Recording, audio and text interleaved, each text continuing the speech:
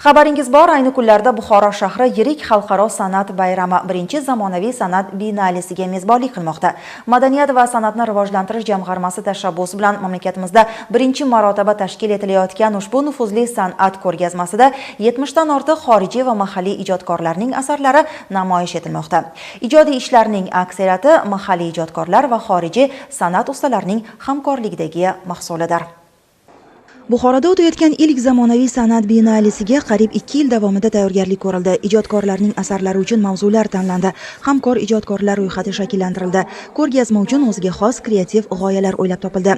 Yaralangan qalblar dardiga darmon mavzusining tanlanishi esa Buxoroda uzoq yillar tashlandi holda bo'lgan tarixiy maskanlarning qayta ta'miri va zamon ta'siri ostida yaralangan tarix parchalariga malham g'oyasiga mos asarlar tanlanishiga sabab bo'ldi. Belgiyalik taniqli dizayner Hanna Miletish degan inson dizayner u kishi juda ko'plab binolarda ishtirok etgan. Shu kishini ham bilan birgalikda Xo'ja Kalom madrasasining fasadida qalblar dardiga darmon bo'ladigan bo'lsa, mana shu madrasaning dardiga darmon bo'ladigan fikrni izladik va bir yechimga keldikki, shu fasad qismidagi yoriqlarni hammasini biza oltin iplar bilan tikib ko'rsatishga harakat qildik. Tadbirning yana bir ahamiyatli jihati shundaki, mahalliy hunarmand ustalar va dunyoning mashhur ijodkorlari o'rtasida hamkorlik aloqalari yo'lga qo'yildi. Hamkorlikdagi ijodiy asarlar mahalliy ustalarning hali ochilmagan qirralarini ochish va yangi yo'nalishlarda o'z qobiliyatini sinab ko'rishga imkon berdi. Navro'z bayramida qilingan ijodiy ishlarimiz bordi. Shular Amerikada ko'rilgandan keyin bevosita g'oya paydo bo'ldi. Shu rassomni topishimiz kerak. Benalda ishtirokda mana shu obrazlarning hammasini, sufizm obrazlarini shu rassom qila oladi. Degan ma'noda keyin kelishdi, Kamurzon Bangladeshdan kelib turib, loyihalarni, chizmalarni taqdim etdi. Qolgan hammasini texnik holatlarni mana shu tuzilishini o'zi ko'rib turgan juda xorijiy mehmonlarimizga, mahalliy mehmonlarimizga ma'qul turgan obrazlarni yaratdik. Men o'ylaymanki, mana shundan Kamurzon do'stimiz juda mag'rurlanib ketdi.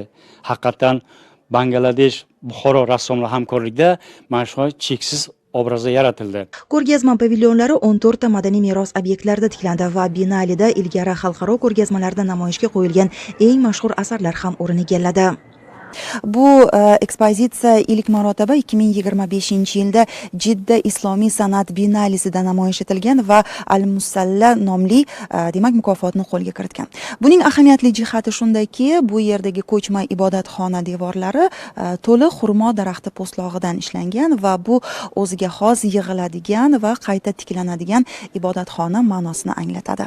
Bino uchun xurmo barglari ustun va nurlarga aylantirilgan, xurmo tolalari esa pavilyonni o'rab turgan matolarga to'qilgan. Natijada o'z joyi va madaniyatiga chuqur ildiz otgan uglerod isini kamaytiruvchi pavilyon yaratilgan. Pavilyon 3 tarixiy qatlamni birlashtiradi. Mehmonlar markaziy hovli orqali kiradilar, uning atrofida namozxona va yordamchi xonalar joylashgan. Nafis san'atkorlik va aniq fazoviy tuzilma orqali inshoot kishiga ruhiy sokinlik beradi. Binalidagi har bir asar chuqur ma'noga ega va tomoshabinlarni o'yga toldiradi. Ko'rgazma joriy yilning 20-noyabriga qadar davom etadi.